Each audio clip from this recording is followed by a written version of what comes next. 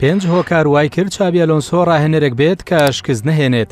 یاریزانێکی پێشووی هێڵی ناوەڕاست کە هەمیشە بە جلوبەرگی سەرنجڕاکێش دەردەکەوێت، تەنانەت دوای ساڵانێک لە وازێنانیش توانوێتی شێوەی جەستەی خۆی بپارێزێت.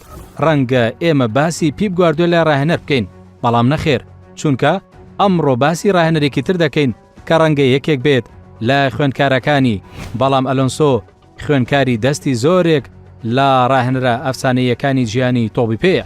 پاژەوەی وەرزی ڕابردوو لیڤەرکوزنی لە دابەزین ڕزگار کرد و ئەم وەرزەش بە دەستپێکردنێکی مێژووی دەستی پێکرد، تەنانەت دەتوانرێت بە ئەفسانەیی وەسف بکرێت، چونکە پاش تێپەڕبوونی 11 هەفتە خاوەنی 11 برنەوە و 2 یەکسان بوونە. هۆکاری زۆر هەیە کە بۆتە هۆی ئەم ئاستە بەرزە و دیارترینیان لەم ڤیدیۆدا ڕوون دەکەینەوە. ئەلۆنسۆ ئەزموونێکی گەورەی هەیە لە ژیانی تۆپی پێدا. تا ئێستا وەک یاریزانێک لە ژیانی پیشەگەریدا زیاتر لە 800 یاری ئەنجام داوە. لەو یاریانەدا بە زیاتر لە چەندین شێواز و سیستمی یاریکردن یاری کردووە. ئەلۆنسۆ لە ژێر دەستی چەندی ڕاهێنەری گەورە مەشقی کردووە. بۆ نمونە ئەلۆنسۆ هەندێک بیرۆکەی تاکتیکی لە پیپ گواردیۆلا لە بایرن میژن فێر بووە، واتە ڕاستەوخۆ پاش وازێنانی و پێشەوەش ئەزموونێکی زۆری لە کارلۆ ئەنشلۆتی و مۆرینۆ و ڕافا بینیتیز و مانوێل پلیگرینی وەرگرتووە. ڕەنگە ئەم تێکەڵی ئەزموونە وای لێکردبێت کە بە خێرایی فێری ڕاهێنەرایەتی ببێت.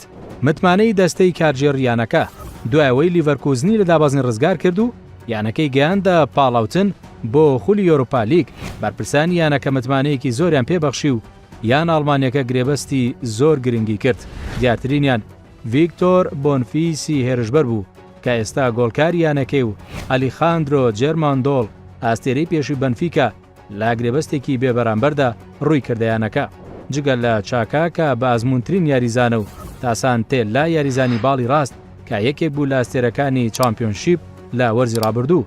ئەمەش لە کاتێکدا یانەکە سوودی لەو بڕەپاری وەرگرت کە لە فرۆشتنی موسا دیابی بە ئەستۆن ڤیلا بەدەستی هێنابوو. پێکهاتەیەکی جێگیر ڕاهێنەری ئیسپانیەکە بەردەوام پشت بە پێکهاتێکی جێگیر دەبەستێت کە تێکەڵەیەکە لە یاریزانی لاو بە ئەزموون پتەوی بەرگری و بەهێزی هێرشبەرەکانی. لیڤەرکوزن لەم وەرزەدا تەنها 11 گۆڵی لە خولەکەدا لێ تۆمار کراوە، بەمەش دووەم بەهێزترین بەرگری هەیە لە خولەکە لە دوای بایرن میشن.